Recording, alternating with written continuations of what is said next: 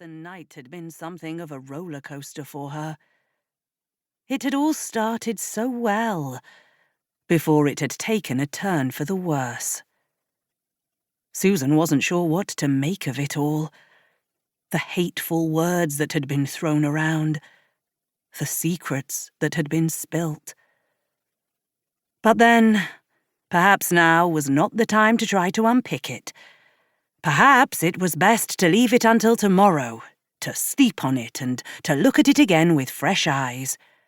Yes, that was what she would do. And besides, she had a garden full of guests she didn't want to disappoint. Placing her still throbbing feet back on the carpeted floor, Susan leant forward to examine herself in the vanity table mirror. Her shoulder-length blonde hair had been pinned up by the hairdresser earlier in the day, and thankfully, it still remained in place. Her makeup, however, hadn't fared as well. A streak of black mascara was smeared under each eye from the angry tears she had shed. Licking her index finger, she expertly eliminated the smudges. If only it was that easy to do in life, she thought. With a resolved shake of her head, Susan shoved away the remaining sadness, the annoyance which still lingered. She didn't want the entire night to be completely soured by what happened earlier. It was still salvageable, she hoped. Today, her birthday had become something of a turning point, a precipice for Susan. She had felt an increasing pressure as the day had neared. It was as though time itself was closing in on her, not just for her birthday, but for her life.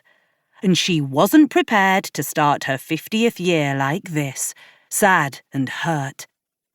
50 was officially middle-aged, Susan thought.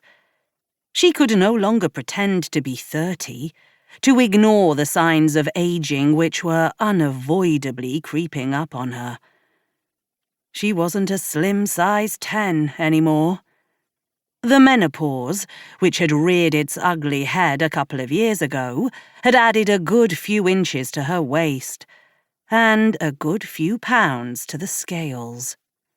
The once cute laughter lines framing her eyes were now unattractively deep-set, and she felt that they often made her look as though she were scowling.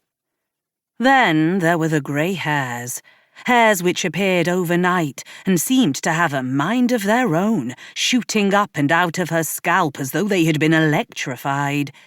These she had to have professionally dyed blonde every 6 weeks.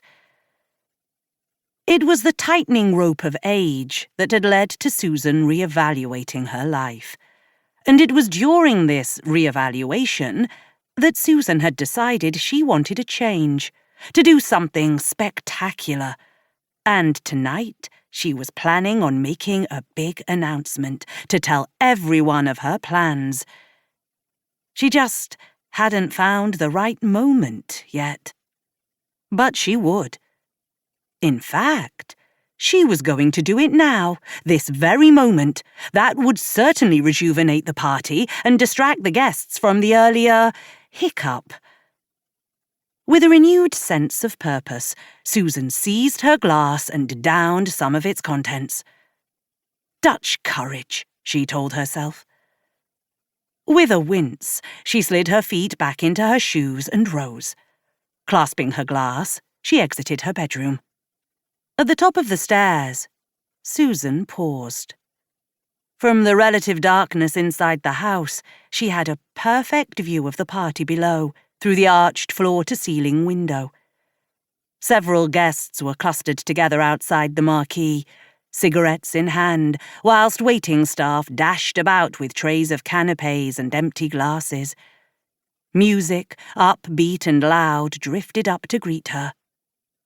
It was this window, Susan recalled, with its unhindered view across the garden and beyond that to the South Downs, along with its very grand central staircase, which had enticed Susan away from London. They had moved to the outskirts.